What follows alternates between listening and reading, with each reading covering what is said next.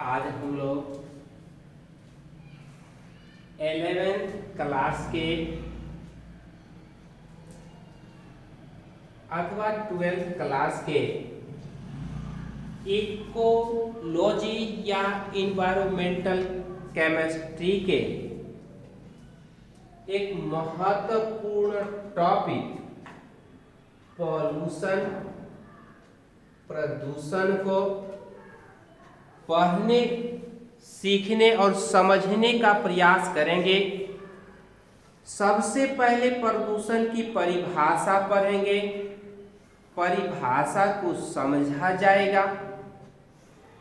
प्रदूषण के प्रकार को पढ़ेंगे, प्रदूषक को पढ़ेंगे और इन सभी चीजों की महत्वपूर्ण जानकारी यहाँ प्राप्त करेंगे। सबसे पहले हम लोग प्रदूषण की परिभाषा पर विचार करते हैं कि प्रदूषण क्या है। फिर यह विचार करें कि प्रदूषण कितने प्रकार का होता है। तो जैसा कि आप जानते हैं, पर्यावरण मतलब वायु, मिट्टी, जल और हमारे आसपास के सभी जैव तथा निर्जीव को मिला करके पर्यावरण कहते हैं।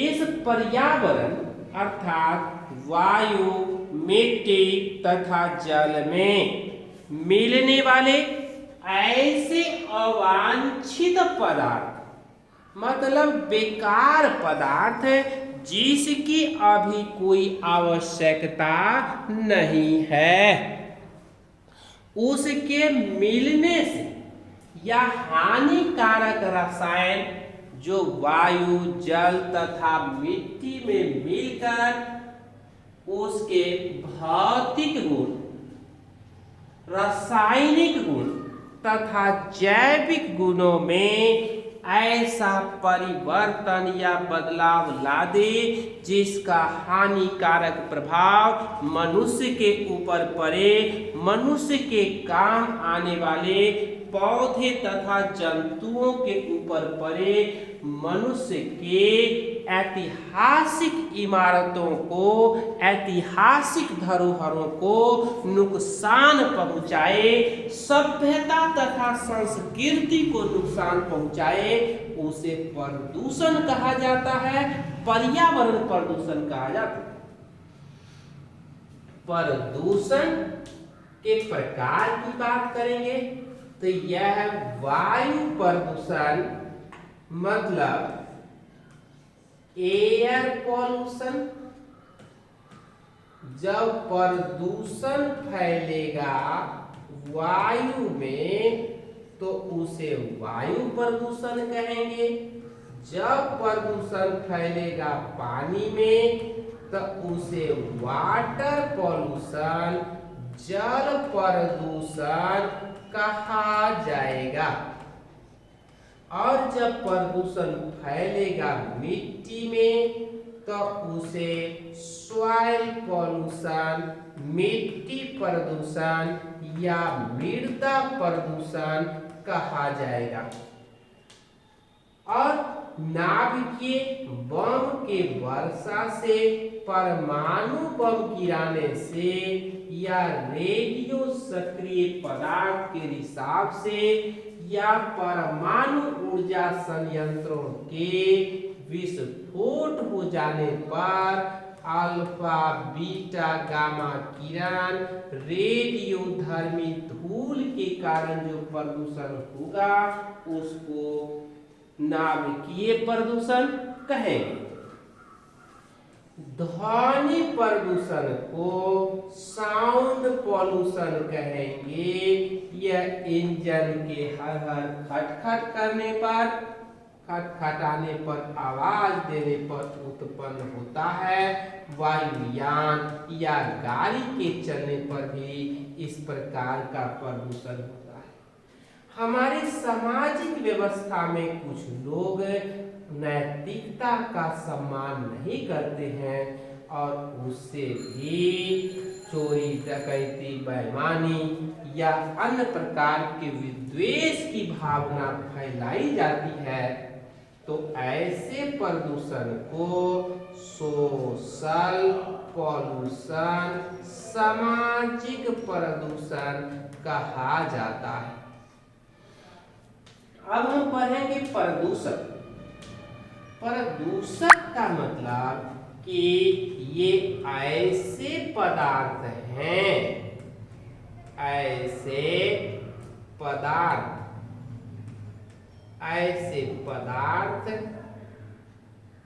या रसायन, ऐसे पदार्थ या रसायन जो प्रदूषण फैलाता है, प्रदूषण फैलाता है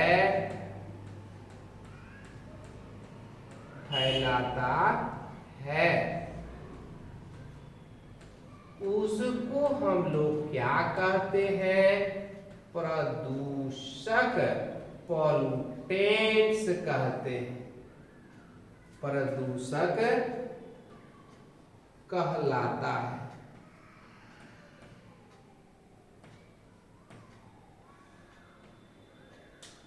प्रदूषक कहलाता है। अब यह प्रदूषक दो प्रकार का होता है। एक अपघटन की क्रिया के आधार पर बायोडिग्रेडेबल पॉल्यूटेंट्स, जैव अपघटनीय प्रदूषक ऐसा प्रदूषक जिसके अपघटन की दर, सड़ने गलने की दर बहुत अधिक होती है। यह बहुत तेजी से सड़ता गलता है और सड़ गल करके नष्ट हो जाता है। सामान्यतः जब इसकी मात्रा कम होती है, बहुत कम होती है, तो प्रदूषण नहीं फैलाता है, लेकिन जब इसकी मात्रा बहुत अधिक हो जाती है तो प्रदूषण फैलाता है।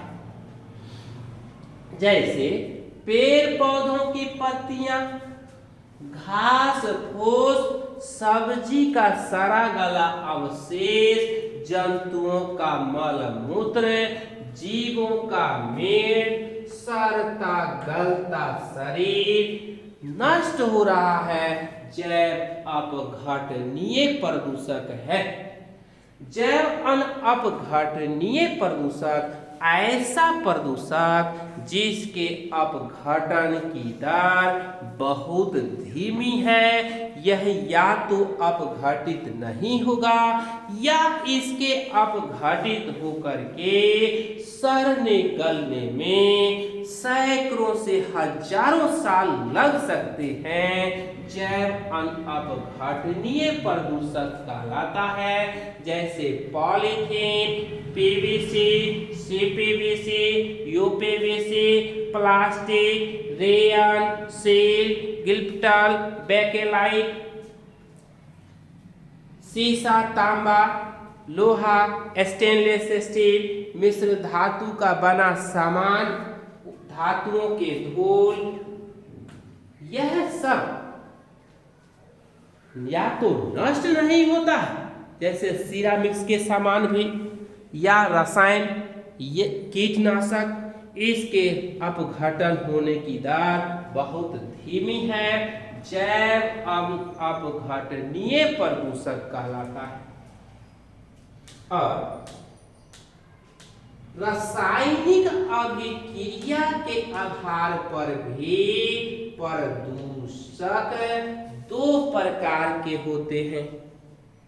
एक को हम लोग प्राथमिक प्रदूषक कहते हैं, प्राइमरी पॉल्यूटेंट्स कहते हैं, अर्थात ऐसा प्रदूषक, ऐसा रासायनिक पदार्थ जो स्वयं प्रदूषण फैलाता है, प्राथमिक प्रदूषक कहलाता है।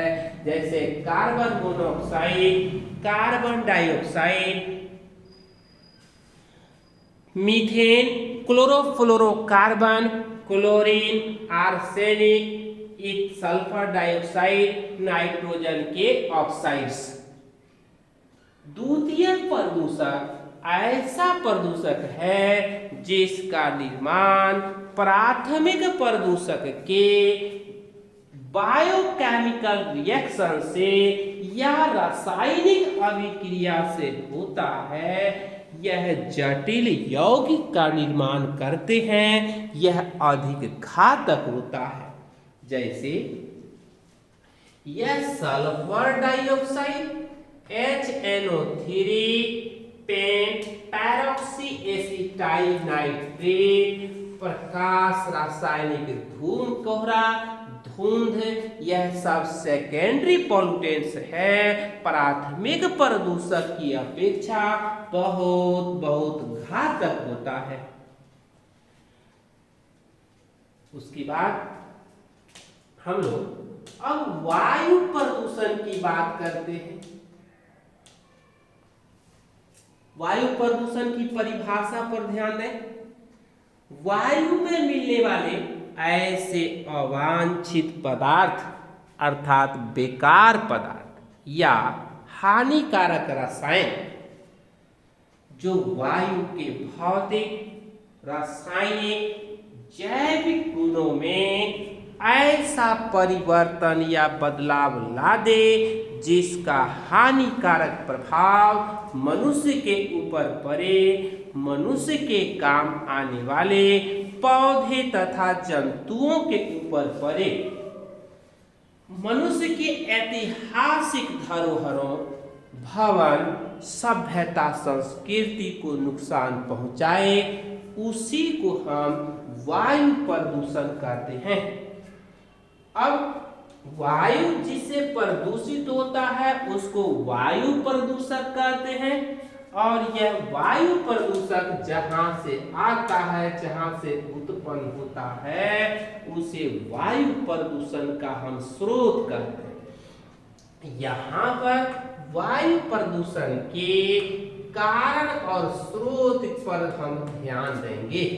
वायु प्रदूषण के कारण और स्रोत पर ध्यान देंगे। तो जैसा कि आप देख रहे हैं कि पहला स्रोत जैविक स्रोत है। जैविक, इसमें सूक्ष्म जीवों से आता है। कारण इसमें माइक्रो ऑर्गेनिज्म, सूक्ष्म जीव, जिसमें protozoans, viruses, bacteria, fungus, helminths के सदस्य हैं, जो शरीर में भिन्न भिन्न प्रकार के रोग को उत्पन्न करता है। उसके बाद पेड़ पौधों का जो पॉलन ग्रेन्स है, परागकण है, यह भी एरो एलर्जी उत्पन्न करता है, और यह भी वायु पॉल्यूटेंट्स है। कृषि से खेती में उपयोग होने वाले पेस्टिसाइड, हर्बिसाइड, इंसेक्टिसाइड, वर्मीसाइड, फंगिसाइड अर्थात शाकनाशी, कीटनाशी, कवकनाशी, कृदंतनाशी, कवकनाशी, ये सब वायु में मिल करके उसको प्रदूषित करता है। पशुपालन से भी प्रदूषण होता है, उसके मल मूत्र से। जीवों के मृत शरीर के सड़ने गलने से दुर्गंध आती है, प्रदूषण होता है। स्वचालित वाहन से प्रदूषण होता है, जिसमें इंजन है। इसमें carbon dioxide, carbon monoxide, sulphur dioxide, lead की ऑक्साइड इत्यादि निकलते हैं। कल कारखाने से भी प्रदूषण होता है। उसके चिमनी से निकलने वाले धुएं में carbon monoxide, carbon dioxide, sulphur dioxide, sulphur, ferrous, धातुओं के धूल, ये सब पाए जाते हैं। आग लगने से भी प्रदूषण होता है, जैसे carbon monoxide, carbon dioxide, sulphur dioxide, methane इत्यादि, और ताप में वृद्धि होती है। परमाणु ऊर्जा संयंत्र या परमाणु बम के गिराने से जो रेडियोधर्मी धूल निकलता है, वहां से भी प्रदूषण होता है। ज्वालामुखी विस्फोट से भी प्रदूषण होता है। आंधी तूफान या अन्य रसायनों के उथल पुथल से मिलने जुलने से भी पर्यावरण प्रदूषित होता है, वायु प्रदूषित होता है। अब हम प्रदूषण के प्रभाव को संक्षेप में जानेंगे कि प्रदूषण से मनुष्य में सांस संबंधी बीमारी होती है, जैसे ब्रोंकाइटिस, लंग्स कैंसर, थॉरेट कैंसर, आंख के देखने में कमी, उसके बाद त्वचा में त्वचा रोग, कवक के कारण, जीवाणु के कारण, हेडेक, सिर दर्द, खांसी, दमा मनुष्य में होता है। फेफड़े की कार्यकुशलता घट जाती है और इसी तरह से जंतु में, पेड़ पौधों में भी प्रकाश संश्लेषण की दर घट जाती है। इसके प्रभाव से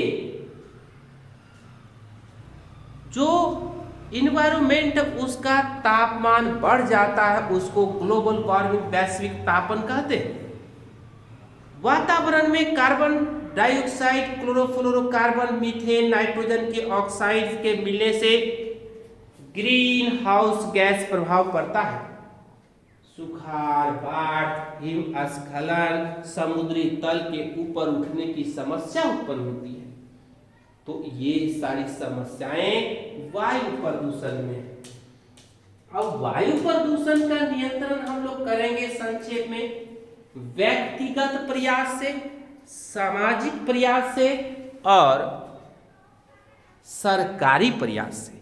व्यक्तिगत प्रयास में प्रत्येक व्यक्ति की यह जिम्मेवारी होनी चाहिए कि यथासंभव वो प्रदूषण न फैलाए।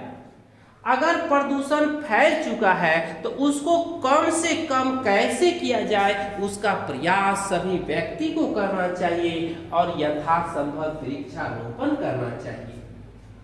सामाजिक प्रयास में ऐसी सामाजिक व्यवस्था बनाई जानी चाहिए कि समाज के लोगों को प्रदूषण की प्रभाव और उसके हानि, नुकसान को बताना, समझाना चाहिए, सामाजिक जागरूकता फैलानी चाहिए और इसके नफा नुकसान से भी लोगों को अवगत कराना चाहिए। सरकारी प्रयास समय समय पर आवश्यकता अनुसार वायु प्रदूषण नियंत्रण अधिनियम तथा संशोधन करना चाहिए और वह कानून अधिनियम सख्ती से, कड़ाई से उसका पालन हो। कोई पेड़ न काटे, कोई धुआं न दे, कोई पराली न जलाए और कोई इंजन को स्टार्ट करके ऐसे न छोड़ दे।